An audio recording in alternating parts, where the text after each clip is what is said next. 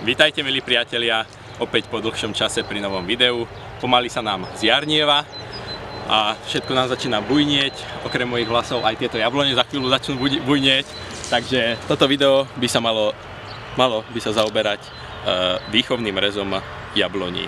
Tu je sad, kde sú posadené vysoko kmene jabloní, už som odtiaľ teraz točil video. Tie jablone budú veľmi veľké, sú na podpníku A2. A sú tu vysadené 5 rokov, prvé 3 roky tu bol veľký tlak divokej zvery, takže nič moc nerástli, ale potom sa okolo nich spravili ohrady s pletivom a teraz je čas ich trochu usmerniť v ich ďalšom živote.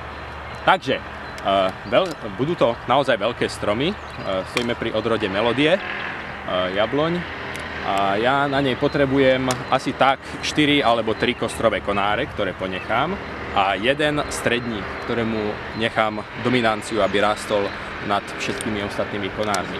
Musím si vybrať tie 3 konáre. Tu mám jeden, ktorý môže byť budúci kostrový konár, tu vzadu druhý a tu to bude tretí, ktorého necháme. Stredník môžu byť vlastne de facto jeden z týchto 3 konárikov vo vnútri. Takže prvý kostrový konár nevadí vôbec, že ide celkom hore, už tu vidíme nejaký rodivý obrast, ale aj keby tá jabloň zarodila, tak ju rodiť nenecháme. Trošku zo spodu očistím. Vystrihám konkurenčné výhony a na vrchu mierne zakrátim letorast polovicu a druhý mu podriadím, takže bude iba jeden. No, vlastne ho asi dám úplne o mnoho nižšie, aby mal stredník tento dominanciu. Takže tu máme stredník a potrebujeme 3 kostrové konáre. Prvý, druhý, vidíme, že má veľký obrast, takže ho dám preč.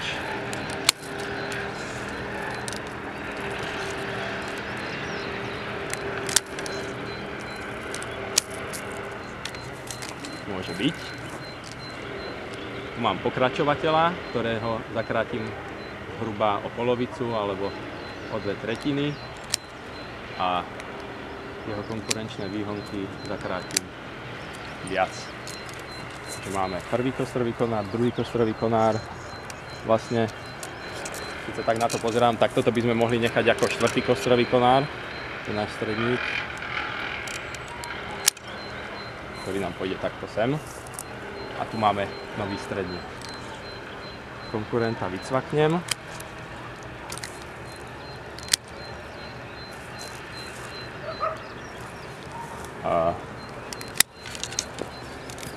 Takže máme 4 kostrové konáre a jeden stredník.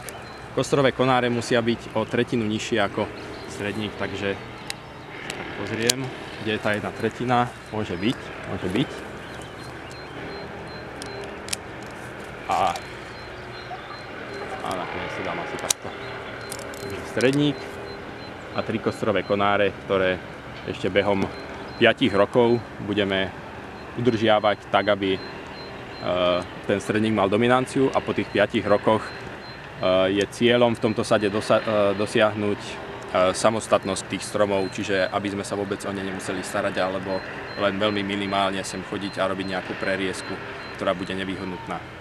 Tak, presunieme sa k ďalšiemu stromu.